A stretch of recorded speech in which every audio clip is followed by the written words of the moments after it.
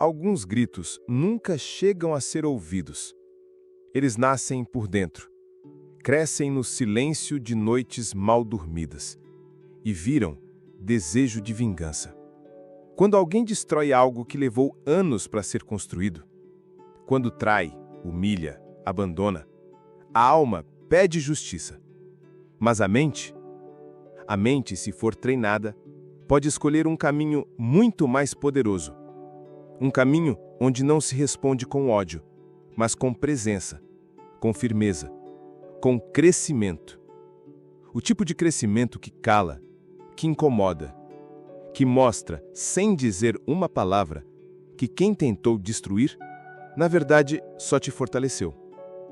Esse vídeo é um guia para quem já entendeu que responder com raiva é ceder, e que a melhor vingança é se tornar alguém que não pode mais ser ferido. Existe um tipo de força que ninguém ensina na escola. É aquela que se conquista sozinho, nas horas em que o mundo vira as costas, e tudo que resta é a própria consciência. É ali que se decide se a dor será veneno ou combustível. Se a ofensa vai virar prisão ou impulso para se tornar inatingível. Na filosofia histórica, essa força tem nome: autodomínio. E o autodomínio verdadeiro é silencioso. Ele não grita, não prova, não vinga. Ele apenas vive, enquanto o mundo observa em silêncio. Hoje vamos explorar juntos as 5 etapas que transformam feridas em força e ensinam como parar de reagir, para começar a transcender. Se alguma parte dessa jornada tocar algo dentro de ti, deixa um comentário aqui. Compartilha a tua experiência, tua história, tua batalha, a dor que silenciou ou a paz que finalmente chegou. Tem gente lendo os comentários, buscando exatamente o que só você pode dizer. A maioria ainda acredita que a vingança é o caminho da justiça. Mas quem realmente venceu é quem não precisou sujar as mãos. E é aí que começa a primeira verdade estoica. A vingança te torna escravo. A primeira reação de uma alma ferida é o desejo de devolver, de mostrar ao outro a dor que causou. Como se a dor pudesse ser medida em troca. Como se machucar de volta curasse algo. Mas o que quase ninguém vê é que esse desejo de vingança, na verdade, aprisiona. É como se a pessoa que o feriu estivesse ainda no controle. Porque, no fundo, quem reage com fúria ainda está acorrentado àquilo que o feriu. É um ciclo. Um looping emocional que prende o ofendido ao ofensor. Não há liberdade quando o coração ainda depende da queda do outro para se sentir em paz. E isso o estoicismo não tolera. Epicteto dizia: se alguém pode te provocar, é porque ainda te domina. Quantas vezes a cabeça se preencheu de diálogos imaginários? Frases de revanche que nunca foram ditas? Planos secretos de provar valor? Cenas onde, finalmente, o outro entende o que fez. Mas a verdade é uma só. Enquanto houver necessidade de provar algo, ainda há uma ferida aberta. Pense nisso. Quantas coisas deixaram de acontecer simplesmente porque a energia foi gasta no desejo de ferir de volta? Quantos caminhos deixaram de ser trilhados porque o foco ainda estava lá atrás, no que foi feito, no que foi dito, no que foi tirado? Essa é a prisão. Não são grades de ferro. São lembranças alimentadas. E quando a lembrança vira obsessão, o tempo para. O estoico entende: a verdadeira vitória não é a queda do outro, é o desapego. É o momento exato em que a dor perde o poder de definir quem se é. E nesse momento, o jogo vira. A força muda de mãos. O silêncio passa a incomodar mais do que qualquer resposta visível. Porque quando se escolhe não revidar, se envia uma mensagem silenciosa: você não tem mais lugar aqui. E isso dói mais do que qualquer vingança visível. Porque o ego alheio se alimenta da sua reação, mas morre na sua ausência. E é justamente aí nesse momento de ausência, que o silêncio começa a ecoar. E esse eco é mais poderoso do que qualquer grito. A próxima verdade estoica é simples e, ao mesmo tempo, assustadora para quem nunca teve domínio sobre si. O silêncio é uma resposta que fala mais alto do que a vingança. A maioria das pessoas teme ser ignorada, não porque sente falta do outro, mas porque o silêncio destrói a ilusão de controle. Quem espera reação quer manter as rédeas, quer provocar, medir, manipular, quer ver a dor estampada no seu rosto para se sentir importante. Mas o silêncio é uma ruptura. Ele corta a linha invisível que liga o ofensor ao ofendido. Ele tira o jogo das mãos de quem achava que tinha poder. E esse corte é ensurdecedor, porque quando não há resposta, a mente do outro entra em colapso. Começa a imaginar, a projetar, a se culpar, ou pior, a se convencer que você está melhor sem ele. Sêneca dizia: a alma elevada ignora ofensas pequenas. Mas o silêncio do justo costuma parecer insuportável para quem ainda carrega culpa. Não responder não é fraqueza, é sabedoria. É entender que nem tudo merece atenção, que há batalhas que se vencem não entrando nelas. E mais do que isso, é saber que a ausência é mais eloquente do que qualquer vingança planejada. O silêncio de alguém que se curou incomoda quem ainda está doente. E aqui entra uma virada profunda. Enquanto você permanecer em silêncio, você obriga o outro a lidar com o único som que ele não consegue calar: a própria consciência. E é nesse ponto em que o silêncio se torna sua armadura que surge uma pergunta inevitável: como se tornar alguém que não pode mais ser atingido? Porque mais do que silenciar, é preciso aprender a ser intocável. E é sobre isso que vamos falar agora. Existe um tipo de pessoa que incomoda, mesmo sem fazer nada. Não porque é agressiva, não porque revida, mas porque não reage. Ela olha o caos ao redor com serenidade. Observa ofensas como quem vê uma tempestade do lado de fora, sabendo que está protegida por dentro. Essa é a verdadeira fortaleza.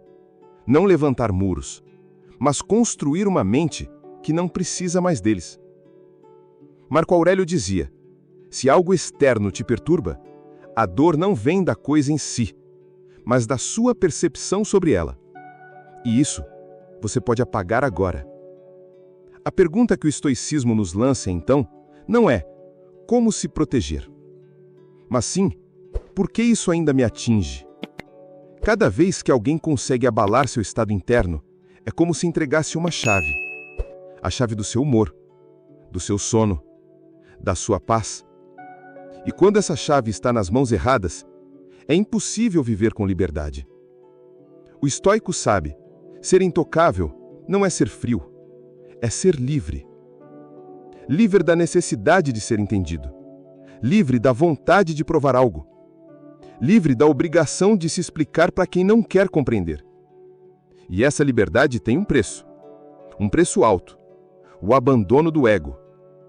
Porque o ego grita: mostre que você tem razão. Mas a alma desperta sussurra: você não precisa disso. Ser intocável é sair desse campo de batalha. É não jogar o jogo. É viver tão centrado que a crítica vira ruído. A provocação vira vento. E a aprovação dos outros perde o valor. E quando se alcança esse estado, quando nada mais te desestabiliza, o outro percebe algo que nunca esperava. Você sumiu. Você desapareceu. Você se tornou inacessível. E aí, é a indiferença que começa a doer mais do que qualquer palavra. Vamos falar sobre isso agora. A maior punição não é gritar, não é confrontar, é sumir. É como se de repente aquela pessoa que esperava o seu descontrole, o seu drama, o seu retorno, percebesse que não tem mais acesso. A porta se fechou. Não com raiva, mas com ausência. E é isso que o ego não suporta. Ele tolera o confronto, tolera até o ataque, porque tudo isso ainda é ligação. Mas a indiferença é o fim da conexão. É a morte simbólica daquela relação de poder. O estoico entende: reagir é manter vivo o elo com quem o feriu. Mas sumir, seguir, florescer é um corte limpo, definitivo, silencioso. E o silêncio da indiferença ecoa como grito na consciência de quem ficou. Porque o mundo gira. E quando o outro vê que você seguiu, que está calmo, crescendo, em paz, a dor volta toda para ele. Ele começa a se perguntar: será que eu não era tão importante quanto eu achava? Como ele conseguiu me esquecer tão fácil? Porque ela nem tentou se vingar. Essas perguntas doem mais do que qualquer discurso, mais do que qualquer revanche. E a resposta é brutalmente estoica. Porque eu não preciso mais disso. Não é frieza, é maturidade. É olhar para trás sem rancor. É perceber que a cura chegou e que o outro simplesmente ficou para trás. Isso é poder. Isso é domínio. Isso é transcendência. E nesse ponto, quando a vingança já virou poeira, quando a raiva já não faz mais sentido e o silêncio virou estrada, resta apenas uma missão: tornar-se intocável. E siga em frente. De verdade, por dentro, por fora, na alma. É sobre isso que vamos falar agora. Chega um momento em que tudo que já doeu se transforma. Não em esquecimento, mas em força. As palavras que feriram perdem o eco. As memórias perdem o peso. E a presença do outro simplesmente deixa de importar. Não porque não foi grave, mas porque você cresceu. Cresceu tanto que aquilo que antes machucava agora parece pequeno, distante, quase irreconhecível. É isso que significa se tornar intocável. Não é se blindar do mundo, é caminhar dentro dele, com serenidade, com clareza, com paz. É saber que, mesmo que alguém tente te ferir de novo, não vai conseguir. Porque o lugar onde essas palavras doíam não existe mais. Marco Aurélio escreveu: você tem poder sobre sua mente, não sobre os eventos externos. E é nesse poder, nesse controle silencioso sobre o próprio mundo interno, que nasce a verdadeira invencibilidade. Não é sobre vencer o outro. É não precisar vencer ninguém. É caminhar na própria direção, com propósito, com dignidade, com uma paz que incomoda justamente por ser real. E essa paz é percebida. Ela aparece nos olhos, na voz, nas decisões. Ela diz sem palavras: nada disso me define mais. É aí que a vida te testa pela última vez. Coloca à sua frente quem te feriu, quem riu da sua queda, quem duvidou da sua força. E a pergunta é simples: vai revidar ou vai seguir em frente, como quem já venceu? Porque às vezes o maior ato de poder é virar as costas e caminhar, em silêncio, sem olhar para trás. E se chegou até aqui, então sabe, a melhor vingança é não se vingar. É se tornar tão forte, tão centrado, tão inalcançável, que ninguém nunca mais o ouse te ferir da mesma forma. Talvez, no fundo, o que mais fere não seja a dor em si, mas o fato de ter acreditado que aquilo nunca aconteceria com você. A traição, a injustiça, a decepção vinda de quem menos se esperava. E quando isso acontece, uma parte da alma quebra. Mas existe algo que o tempo por si só não cura. É a escolha. Escolher o que fazer com essa dor.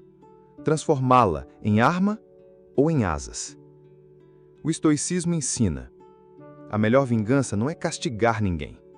É não precisar de vingança. É acordar e perceber que o coração está leve, que a mente está em paz e que ninguém mais tem acesso ao seu interior sem permissão. A vingança aprisiona. O crescimento liberta.